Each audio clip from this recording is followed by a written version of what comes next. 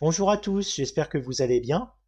Cela faisait longtemps que je n'avais pas fait de vidéo pour cette chaîne et je comptais faire une vidéo au début de cet automne puisque, comme en 2020, il y a une comète qui arrive. Alors je dis comme en 2020 puisque j'avais déjà fait une vidéo sur cette chaîne au début de l'été 2020 quand arrivait la comète Neowise et cette fois-ci la comète qui va arriver, qui en fait est déjà arrivée en ce début septembre, elle s'appelle la comète C 2023 A3 Tsuchitsan Atlas. Alors vous m'avez vu regarder un petit peu en biais. Oui, je regarde mes notes parce que c'est un nom un petit peu compliqué. Donc dans cette vidéo, ce que je vais faire, c'est que je vais vous présenter cette comète et vous expliquer un petit peu comment l'observer. Alors, le logiciel que j'utilise, c'est un logiciel qui s'appelle Stellarium. C'est un logiciel qui est un logiciel de calcul qui va fabriquer artificiellement une image du ciel à partir de calculs. Ce n'est donc pas une caméra. Donc ce que vous allez voir à l'écran ici, ça ne sont pas des photos de vrais objets. Pour le moment, je n'ai pas encore observé cette comète, pour les raisons que je vais vous expliquer un petit peu après. Alors déjà, ce nom compliqué, C 2023 A3 Tsuchitsan Atlas, qu'est-ce que ça veut dire? Eh bien, alors déjà, C 2023, ça veut dire comète découverte en 2023. A3, le A veut dire que ça a été découvert pendant la première quinzaine de janvier 2023, et 3, que ça a été la troisième comète découverte début janvier 2023. Tsuchitsan, c'est le nom d'un observatoire qui est en Chine, près de la ville de Nankin. Tsuchitsan, littéralement, ça veut dire la montagne pourpre. Et enfin, Atlas, c'est un réseau mondial d'observatoires, et donc cette comète a été découverte à la fois, donc en même temps, par l'observatoire de la montagne pourpre près de Nankin et par un observatoire du réseau Atlas. Précisément, cet observatoire, c'était le SAAO, l'observatoire sud-africain, donc l'observatoire astronomique sud-africain. C'est donc ce nom, c'est 2023 A3 Tsuchitsan Atlas, veut dire comète découverte en 2023, début janvier, même la troisième comète découverte début janvier 2023, par l'observatoire de la montagne pourpre et par l'observatoire Atlas, par l'ensemble d'observatoires Atlas. Comme c'est un nom très compliqué, dans le reste de la vidéo, je vais l'appeler simplement Tsuchitsan.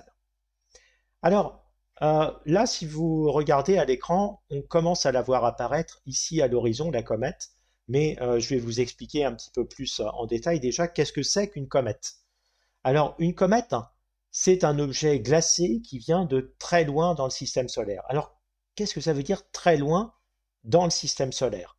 Le système solaire, c'est l'ensemble de tous les objets qui tournent autour du Soleil et qui se sont formés en même temps que le Soleil, en même temps que notre étoile, le Soleil.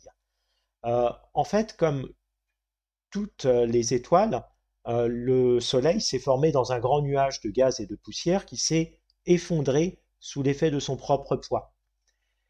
Lorsque une étoile se forme, elle va souvent être entourée au début de sa formation d'un disque de matière en rotation autour de cette étoile.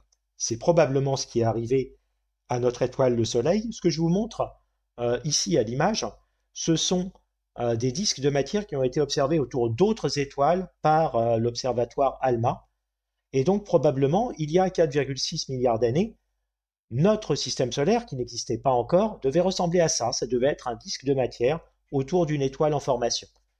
Ça explique pourquoi la plupart des objets du système solaire sont encore aujourd'hui dans un disque. Ils sont comme répartis autour de l'étoile dans un disque. Donc toutes les planètes, tous les astéroïdes semblent tourner autour du Soleil dans le même plan, un plan qui s'appelle le plan de l'écliptique. Et ce n'est pas le cas du tout des comètes. Alors, pourquoi ce n'est pas le cas des comètes? Ce sont bien des objets qui se sont formés à peu près en même temps que le Soleil et les autres objets du système solaire, mais les comètes ont été dispersées par la migration des planètes, et donc la migration des planètes géantes aurait repoussé de nombreux corps glacés à la limite de notre système solaire. Et quand je dis à la limite de notre système solaire, il faut bien comprendre que même la planète naine la plus lointaine, c'est Pluton, elle est à peu près à 5 milliards de kilomètres du Soleil. Les comètes, elles sont dans ce qu'on appelle le nuage de Oort, qui est à 3000 milliards de kilomètres du Soleil au moins, entre 3000 milliards et 9000 milliards de kilomètres du Soleil. 9000 milliards de kilomètres du Soleil, ça veut dire une année-lumière. Cela signifie que ces astres vont aussi tourner très très lentement autour du Soleil. Donc les comètes sont des corps glacés qui tournent très lentement autour du Soleil et très loin du Soleil, et qui sont donc soumises à des perturbations de leur orbite qui peuvent être très très faibles, mais qui de temps en temps vont faire qu'un de ces corps glacés va se rapprocher du Soleil. À ce moment-là, ça devient une comète, c'est-à-dire que la glace dont est formé ce corps glacé va commencer à se sublimer, c'est-à-dire à se transformer en vapeur d'eau, et va créer une queue de comète qui est en direction opposée au Soleil. Ici, vous le voyez sur l'image. Ce qu'a calculé le logiciel Stellarium, c'est que la comète qu'on devrait observer devrait avoir une queue de comète qui part de la direction où le Soleil va apparaître, donc vers l'est, et qui donc est en direction opposée au Soleil. Alors, cette comète, comme je le disais, elle n'est pas dans le plan du système solaire, elle n'est pas dans le plan de l'écliptique. Elle arrive avec un angle d'à peu près 41 degrés, donc un angle à peu près comme ça, par rapport au plan du système solaire. Et en plus, elle arrive en sens inverse des autres planètes. Donc ça nous indique bien que ces comètes ne viennent pas du tout du plan du système solaire, elles viennent d'un ensemble qui est très vaste, qui est tout autour du Soleil, et qui fait qu'elles peuvent venir en réalité de toutes les directions possibles. Cette comète, elle est déjà visible en théorie depuis le 13 septembre. Mais je vais utiliser ici le logiciel Stellarium et puis on va voir pourquoi vous n'avez probablement pas entendu parler. C'est que le 13 septembre, donc là je remonte un petit peu en arrière dans le temps, le 13 septembre, cette comète, elle s'est levée en même temps que le Soleil. Alors je vais reculer un petit peu, je vais avancer un petit peu dans le temps, et au moment où le Soleil se lève, donc à peu près en direction de l'Est, c'est seulement à ce moment-là que la comète apparaît à l'horizon. On ne la voit pas ici à l'image, on ne la voit pas parce qu'elle est en fait moins brillante que le fond du ciel. Alors, pour qu'on la repère, je vais demander au logiciel Stellarium de me la signaler. Vous voyez, il me dit qu'elle est ici alors que le soleil vient de se lever. Donc avançons de jour en jour. Le jour où je tourne cette vidéo, nous sommes le 19 septembre. Donc je vais avancer un petit peu. On est courant septembre, donc le soleil va se lever de plus en plus tard, puisqu'on est à peu près à l'équinoxe d'automne. Et donc, aujourd'hui, le 19 septembre, la comète s'est levée un petit peu avant le Soleil. Donc là, je vais revenir un petit peu en arrière dans le temps. La comète s'est levée à peu près à 7 heures du matin, donc un petit peu avant le Soleil. Ça reste quand même un objet qui est pour le moment très peu brillant et qui apparaît, vous voyez, dans les lumières du Soleil levant. Sauf que dans les jours qui vont venir, cette comète va se lever de plus en plus tôt, alors que le Soleil va se lever de plus en plus tard. Et de plus, cette comète est en train de devenir de plus en plus brillante. Ce qui veut dire que d'ici quelques jours, elle devrait commencer à être visible à l'œil nu, à l'aube, dans la direction où le Soleil va se lever. Donc avançons un petit peu dans le temps. Là, je me suis mis le 19 septembre. Demain, elle se lèvera un petit peu plus tôt, donc elle apparaîtra un petit peu plus haut dans le ciel à la même heure. Et si je m'avance jusqu'au 28 septembre, elle devrait être visible au ras de l'horizon, un petit peu avant que le soleil se lève. Vous voyez, je me suis mis à 7h moins le quart. Et donc, elle devrait déjà présenter cette queue de comète. Alors, il arrive parfois que les queues de comète soient très peu visibles, parce que parfois la comète va se casser en morceaux à l'approche du soleil. Là, ce n'est pas le cas. apparemment, cette comète ne s'est pas cassée en morceaux et elle devrait tenir ses promesses. Elle devrait devenir un astre assez brillant dans les jours dans les jours qui vont venir. Mais à quel point elle sera brillante, pour le moment, c'est difficile à dire. Ça fait partie des choses les plus difficiles à prédire. Comme je ne l'ai pas encore observé, eh bien, on verra. Euh, alors, comment la repérer vers alors on va pas dire le 28 septembre, on va s'avancer un petit peu plus tard pour se mettre à une date où elle sera un petit peu plus brillante, disons le 30 septembre. Alors le 30 septembre, repérer dans le ciel la position euh, de la Lune. Alors il devrait y avoir un très fin croissant de Lune, donc ça va être un petit peu difficile. Donc repérons plutôt une étoile brillante. Alors qu'est-ce qu'il y a comme étoile brillante à l'horizon en automne? Déjà, il y a l'étoile la plus brillante du ciel, qui est l'étoile Sirius. L'étoile Sirius, elle est au sud-est. Bon, ça ne nous convient pas tout à fait. Ce qui sera mieux, ce sera quand même de repérer la direction de l'est, c'est-à-dire la direction où le soleil va se lever. Vers 7h moins le quart, cette direction devrait déjà commencer à être lumineuse.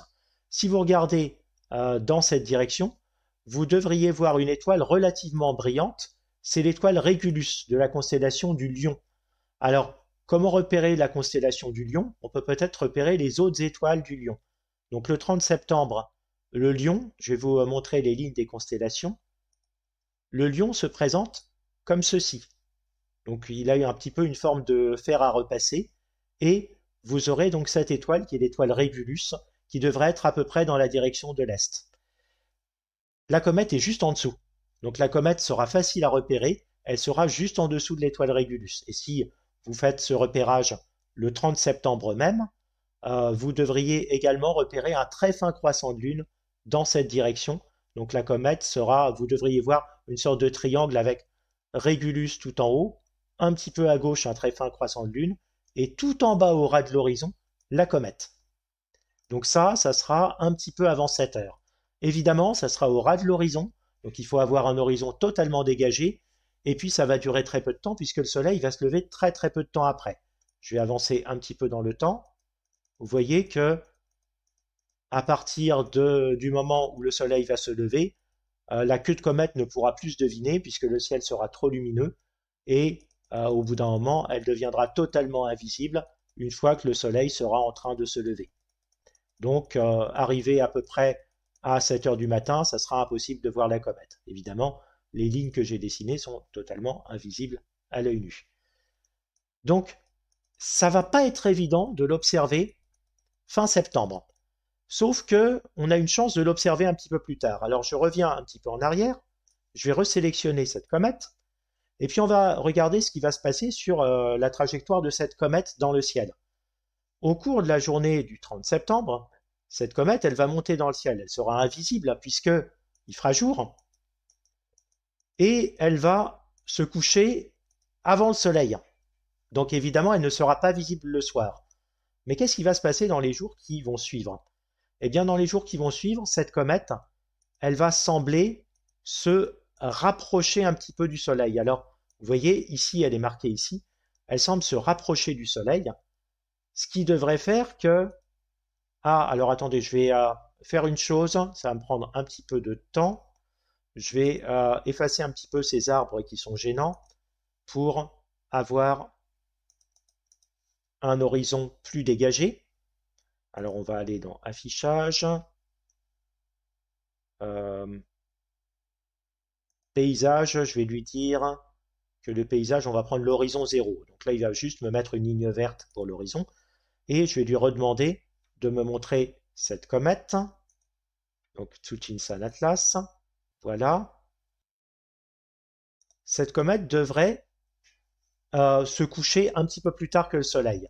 Et ça sera à partir du, que je vous dise pas de bêtises, du 9 octobre. À partir du 9 octobre, la comète va se coucher plus tard que le Soleil.